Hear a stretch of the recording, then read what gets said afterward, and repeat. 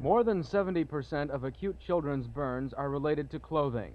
The federal standards require that all sleepwear size 14 and under extinguish itself when not in contact with a flame.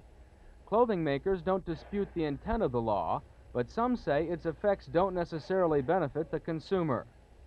They've certainly been offered additional safety in the products covered by these standards. However, they've certainly had to pay an enormous increase in price to get it. To the degree that the education on how to care for these products has probably not been what it should have been, the safety they might have otherwise been afforded has certainly been limited to some degree. The federal regulations have increased the cost of children's sleepwear by about 30%. Many clothing manufacturers are voluntarily making other kinds of clothing flame resistant, and they're labeling it as such. They stress that the washing and drying instructions must be followed for the garments to retain their flame-resistant properties. The issue being argued between the government, consumer groups, and the clothing industry right now is how the standard should be broadened.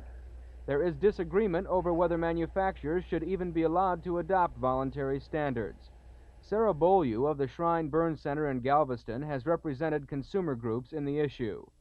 I hope the voluntary effort will succeed, but it's up to the consumer. If the consumer supports this, if she buys these garments, then it'll be effective. If not, then we may have to look to more government regulation. Government regulation is expensive.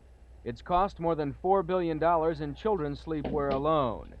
When it comes to broadening the standards to adult sleepwear, manufacturers say it would be cheaper to allow voluntary adoption of standards. But that decision rests with the Consumer Product Safety Commission, and the Commission has been reluctant to allow voluntary regulation in the past.